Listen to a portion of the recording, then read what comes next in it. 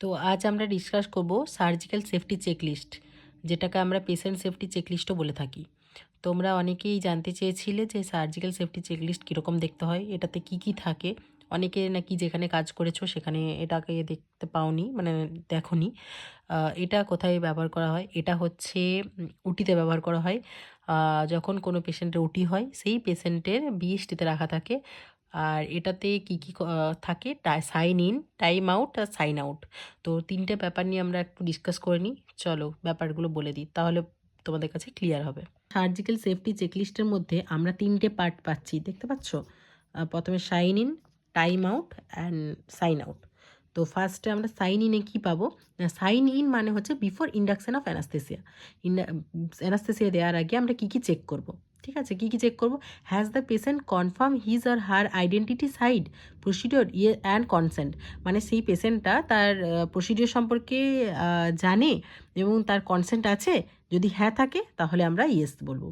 Is the site mark, যে সাইটে তার অপারেশন হবে সেটা মার্ক করা আছে, এটার অ্যান্সার লিখবো। Is the anaesthesia machine and medication check completed.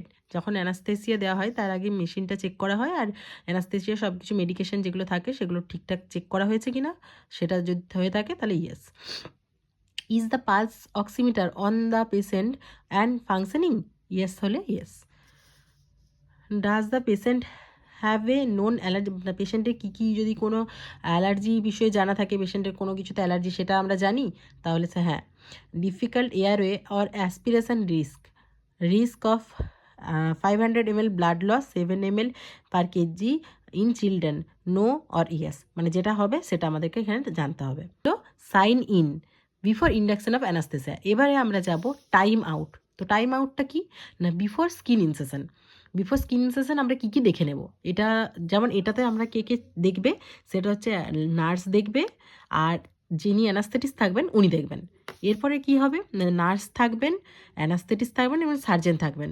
Skin incision দেওয়ার আগে আমরা কী কী চেক করব?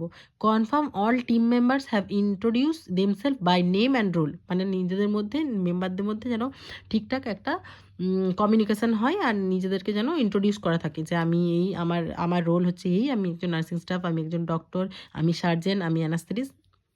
নিজেদের মধ্যে যেন কনফার্ম থাকে টিম মেম্বারদের মধ্যে। Confirm the patient name, procedure and where the incision will be made. পেশেন্টের নাম, প্রসিডিওর এবং কীভাবে কোথায় ইনসেশন দেওয়া হচ্ছে সেটা যেন জানা থাকে। Has antibiotic prophylaxis been given within the last 16 minutes? কোনো অ্যান্টিবায়োটিক পেয়েছেন কি না এই 16 মিনিটে সেটা আমাদেরকে জানতে হবে। যদি পেয়ে থাকে তাহলে ইয়েস, যদি না পেয়ে থাকে তাহলে নট অ্যাপ্লিকেবল বা নো, সেটা জানতে হবে। আর কি কি জানবো না, to surgeon were the critical or non-routine steps, how long will the case take, what is the anticipant blood loss? এগুলো হচ্ছে সার্জেন আমাদের জানাবেন। To anaesthetist, are there any patient specific concern? যদি কোনো পেশেন্ট স্পেসিফিক কনসার্ন নেওয়ার থাকে সেটা anaesthetist বলবেন। এটা হচ্ছে অ্যানাস্থেটিসের কাজ, এটা সার্জেনের কাজ। এবার কি চলে আসছে না, two nursing team.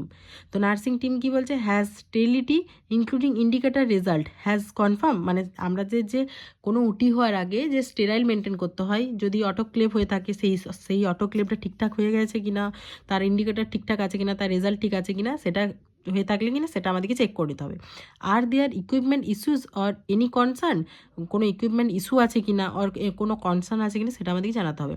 Is essential imaging display yes or not applicable. গেল আমাদের টাইম আউটের ব্যাপারটা, বিফোর স্কিন ইনসেশন। লাস্ট আমরা কি পড়বো এরপর, sign out.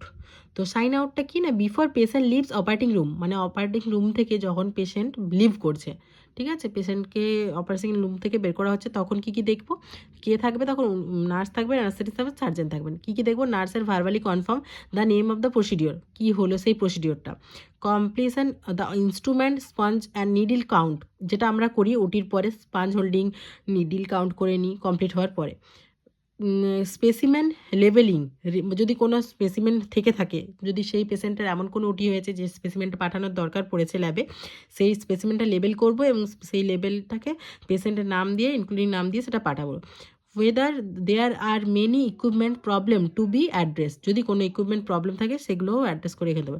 Two surgeon, anaesthesia and nurse, কী চেক করবো, where the key concern for recovery and management of this patient, যেগুলো কি কনসার্ন পেশেন্টের রিকভারির জন্য সেগুলো আমরা লক্ষ্য করব।